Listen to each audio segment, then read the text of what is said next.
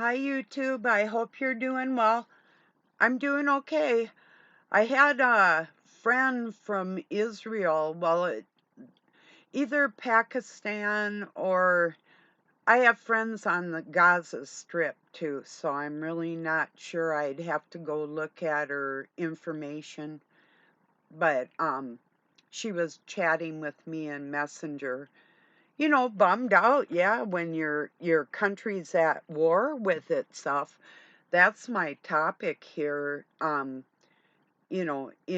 correlation, I'll get to that. But I started sharing music with her. It's like take your mind off the bad stuff. That when there's nothing you can do about it, sing or dance. That's my recommendation. Turn some music on, do something constructive, take your mind off the bad stuff is the best advice I could give anybody.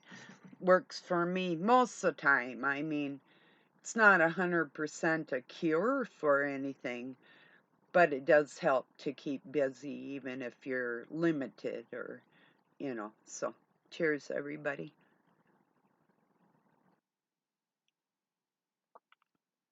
But in my country, I'm sure it's not every Native American person, the indigenous, that are at peace with being invaded or their land taken, or, especially the people that it happened to back then and their direct offsprings. It's the same thing that's going on. What is different, however, is the natives in my land are able to live in peace side by side with their brothers and sisters from every culture in the world that is the melting pot of the United States of America. And there, my friends, is the difference between us and them, if you see what I mean. It's true. Even with broken treaties, the Native Americans are a peaceful people and have handled it with the grace of God as much as they could. And I mean, this is through being um, poisoned and all kinds of things that happened to them, hung, raped, skinned, burnt, run down, all kinds of nightmare horror stories. Women, children, babies, they didn't care. And yet we live side by side in peace.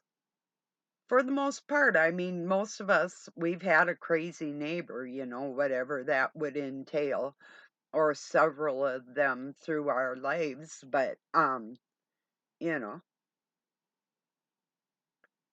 it's not one whole part of a country against the other. It's not like I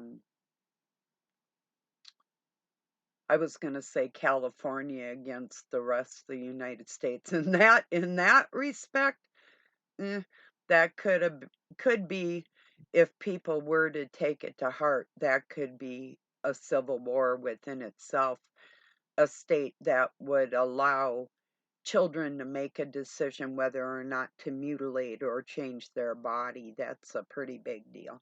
These people are not operating with a sound mind in behalf of those children. So, yeah, anyway. It's like, um, just say, for instance, when I was a little girl, maybe I wanted to be a football player. And it did occur to me. Well, I'm glad my parents didn't let me change my gender so I could go do that. I bet my grandchildren are happy about that. Of course, I mean, I did other activities in my life and I didn't play football. Well, I did, but not on a team, not really, just for fun. But yeah, and it was supposed to be like flag or tag, but it got more serious. That happens a lot with guys, men that aren't gentlemen. You could be sparring or goofing around and then they turn kind of murderous, you know? They're, um, I don't consider those men. Those are just the male part of the species. They're not men at all. Men are gentlemen. That's what a true man is. It's not that he doesn't yell or ever lose his temper, but he doesn't put his hands on women and children. That's what a real man is. So, no matter what, no, never. So, and if you're with one that has made that mistake, it's illegal, it's criminal, and take action against it, period. It doesn't matter. It doesn't matter. I've had it happen and didn't take action, and then one day I decided to, and I will never tolerate it again. So, yeah. Just my advice. And I mean, not if you're in a truly dangerous situation like I've been in, that might take a little more getting out of or whatever your case. Or if you're with somebody that shows progress in life, then you can work with a person. I mean, some people you just, they're not willing to work with you as a team. And so, I mean, if you find yourself doing your life and if you have children and you find yourself doing these things alone and you have a partner, you might as well do them alone. That's what I did anyway. So, yeah, really, what good are they? And especially if they're going to cause problems within the family structure and they're not a part of that family, they don't act like a family minded person, they don't belong in there. They don't deserve that, you know? So anybody can make children, but do you deserve them? And anybody can adopt children. Um, that also does not mean you deserve them. As a matter of fact, with adoption and the uh, foster home type of situation in that, not only is a lot of that like a money scam or for, a market for narcissists, especially if they're allowed to pick the child as an infant. You know, it's like I tell people, it's not like you're giving away a puppy or selling a puppy or a kitty. This is a human soul, you know. But yeah, I was sold twice, used and brought back at 2 weeks old and sold again to the Masons. So, yeah, not too nice. But there was a study that Professor Sam Bachman had showed, and that was on adoption and narcissism and the difference between adopted children and actually even going out of a country. Studies show that the adopted child or foster care child has a tendency to have certain behavioral problems because their grief that they actually have in them is never addressed. It's just ignored, like it doesn't matter. This child is always missing the mother, especially the mother, and They like, mommy gave me away, so nobody else is going to love me. That's a feeling in an adopted child. My favorite saying, I love this. When I heard that, I thought this is so true. And I don't care who says what because I've seen all kinds of people and what the majority of adopted children feel like is like you are a store-bought cake brought to a family event when everybody else's cake is homemade, and I thought, wow, that so describes it right there. I'm a box cake in a homemade cake world. So that is what it feels like. And then you have people that have adopted children and have natural children. And the natural children sometimes say they think the adopted child is getting treated better. And I can't speak on that. The people that bought me, um, bought two of us, not at the same time, an older fake brother. Um, they shouldn't have. I agree. Doug has a saying that if you're not able to have children, you probably weren't meant to have them. I'm in 100% agreement with that. I really am. And there again, I don't care who says what. I wrote our state legislator in Minnesota here. Um, haven't heard back. But there was one child in particular that was adopted by two men in Israel. This child, a boy, was taken out of our country into another country. It didn't speak on dual citizenship. It didn't speak whether or not this child's social security card would be honored. What about the blood relatives of this child? And like me, I was told I was one heritage and I ended up being many, many.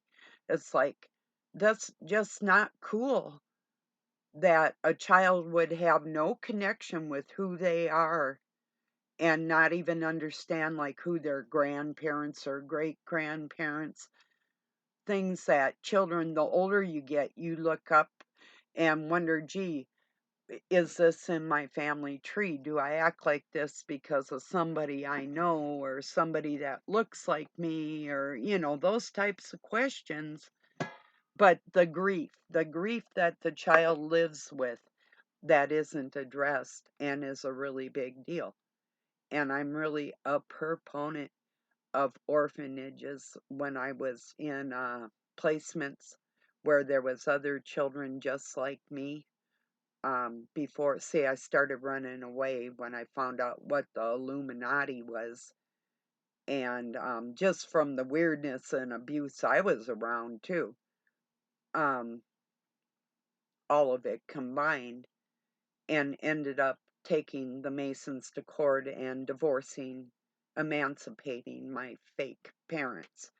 I was 17 when the paperwork finally went through. But before that, they couldn't keep me in one spot. I even broke out of a caged facility because I just did not want to go back where they wanted me to be. So I found out in group settings with other kids that were just like me, we were all happier together than the places where we had came from. That's the truth. Especially the orphans, we had that connection. A lot of children with step parents. One girl killed herself, my friend, killed herself because of a step parent.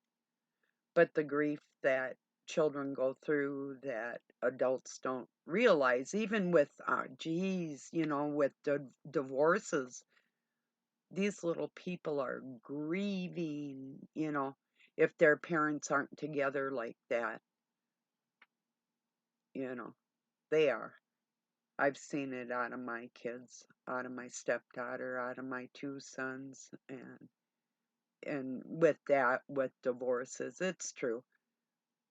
I'm pretty sure every child on the planet, deep in their hearts, every adult would have wanted their natural parents to be together in respect for you, in respect for the child you were, that your parents were together out of love for you, and each other. That's the um natural feeling within everybody, I'm almost positive. And it just doesn't go away. You can work through it and you can work around it, but it's not something that you can just magically make that deep inner feeling go away, because it's a natural thing, you know.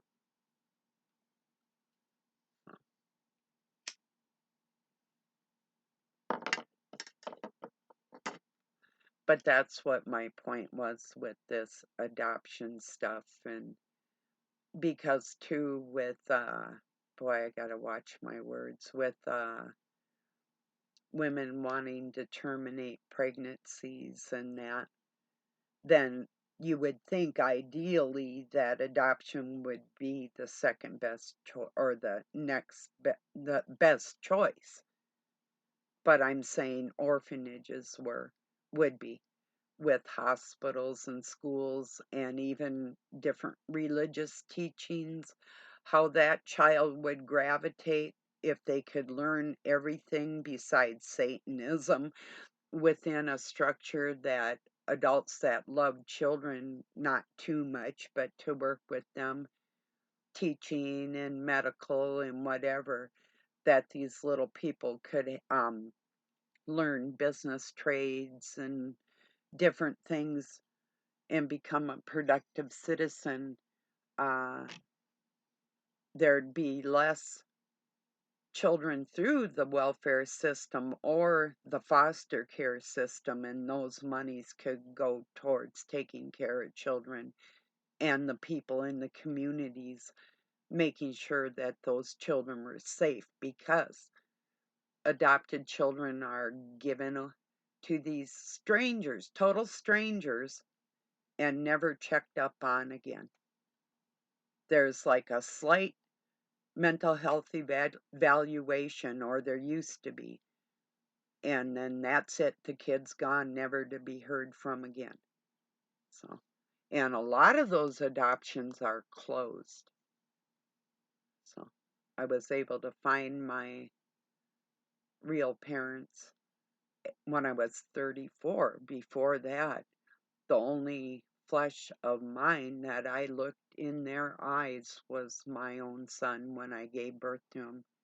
That was the first person I could look at and say, you resemble me, or maybe we'll have something in common, or that type of thing. Because there were things that was in me that my adopted parents didn't have. And I thought it was because of the difference in heritage and that. Well, I found out that's not quite true. They just were demonic, and there's no heritage that claims that. Every single one of them has a bit of that, depending on the person. So,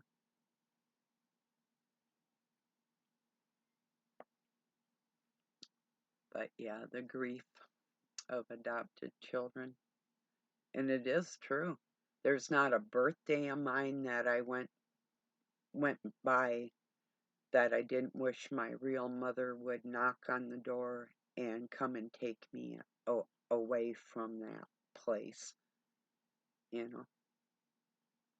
Even though I did love my adopted parents, I didn't like them much, but I loved them, for their good qualities. Just couldn't stand to be around them, but you know. And my name even means stranger. Strange Lily, Barbara Susan, I'm the stranger. Maybe I'm the stranger that was spoke about in the scriptures. No, it's like, too, even Mary didn't recognize Jesus, because she thought he was the gardener. You know, like, here, hold this hose, King Christ. Here's a hoe for you, too. Oh, bad joke. Anyway, I had a different name when I was born, Kathleen Murray, and then they changed it. Well, first I was that, then I was called Baby Girl, then I was called something that I don't know, probably a lot of things I don't know, and then I was named the name I was given now. And then I have a Native American name too that I was given when I was 12. Kikopashita means I help things to grow. So it's a symbol of like within a Thunderbird, so within the Great Spirit, it's three triangles on top of each other, indicating like the tree of life or growth, or also the triangle in Lakota is like a symbol for corn or whatever. So I have some of that in Powhatan, which is like Pocahontas. Both of Algonquin tribes. So that used to travel up and down the eastern seaboard up into Canada and across the United States, especially like the top part of it. So from one coast to the other. So that's what you would consider Algonquin tribes, like the Cree and Ojibwe and or Chippewa they would call, Crow. Let's see, there's so many. Sentinels. Oh, no, no, they're south. I was trying to think of them last or a couple weeks ago too, but anyway, there's a lot of northern tribes that are related, you know, cousins. They don't all get along. Mostly the ones in the north do. There's ones in the south that were paid by the military and had some warring ways that were mixed with Hispanic and people with darker pigments in their skin from South America and whatever, um, that are not of the same nations that came from Phoenician connected bloodlines. so so there's two different types of natives is what I'm trying to say. Some are red and some are more brown, you know, and then some mixed, even within the black culture. So, yeah.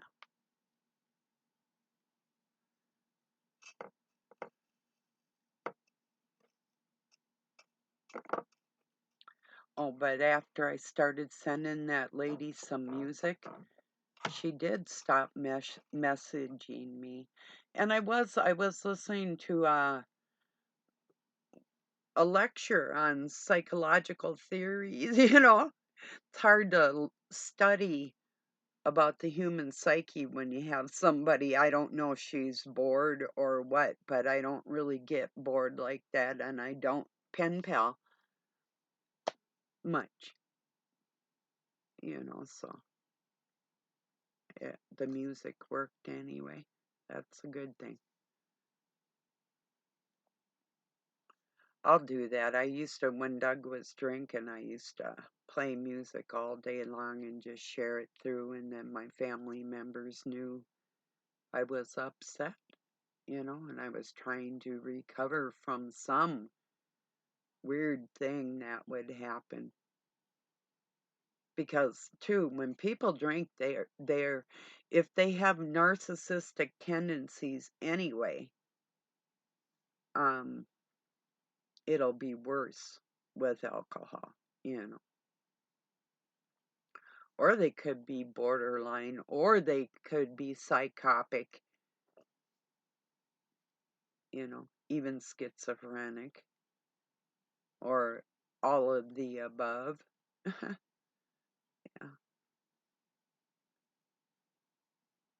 So anyway, it does enhance or de-enhance your. I would say it brings you up, but it'll take you down because it will lower your vibration when your blood sugar is spiked. And then it comes back down in the numbing of your mind, and it actually gives somebody, like if they're not a very nice person, it would give them a reprieve. And if they have a lot of sorrows, there's that momentary um, time of reprieve, but then it'll come back in a flood, and it's like a surge of the unhappy dopamine, not the good endorphins, but the bad ones, you know. And it's just a part of the chemical makeup of the drinking or whatever, you know. I'm not against it, don't get me wrong. I'm just giving you the science behind it, you know. And I am a trained counselor and medical professional that used to work in a rehab, so I actually know what I'm talking about. And part of that was not only like counseling people, but actually knowing about their physical fitness and their nutrition and stuff like that. So yeah. So boy, some of them I wanted to work with the women, but there wasn't an opening in the women's facility. I ended up um, working with men rehabilitating, and wow. It was good. It was a good job for the most part. So,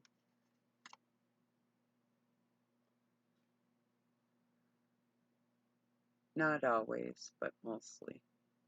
I just knew, you know, when you're talking to a group of men that are coming down off of hard drugs or alcohol, and you can just tell and you can hear them thinking who the abusive ones are or are not, you know, that type of thing.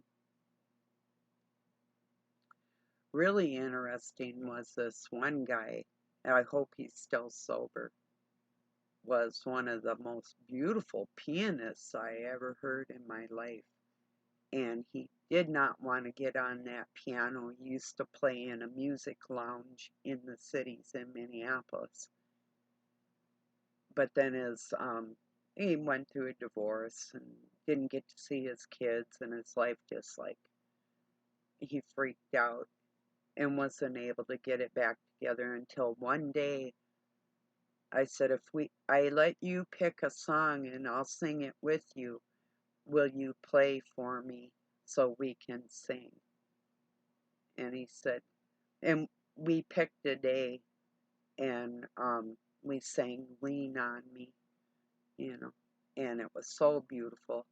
I'm glad I talked him into it. And then every so often I'd come in and I'd hear him playing, or somebody would come and say, so and so, I forget his name now, was playing last night for all of us, or whatever. And so I kind of got him back in the spirit of playing his music. And he cleaned up his act. And this was so long ago. I hope he's still going strong like that. Yeah, good thing to see.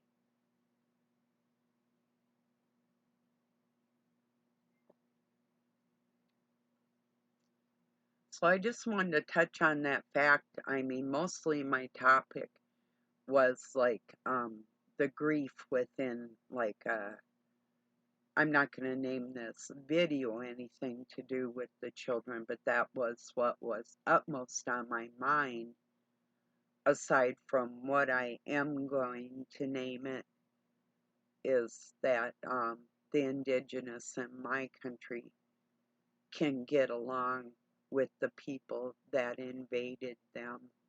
What's your problem? And that's directed across the sea. So that's what's on my mind for today. I'm going to get this uploaded, everybody. I love you all. I appreciate you joining me. Have a really beautiful night or day wherever you're at. Peace and love from Pine City, Minnesota, USA.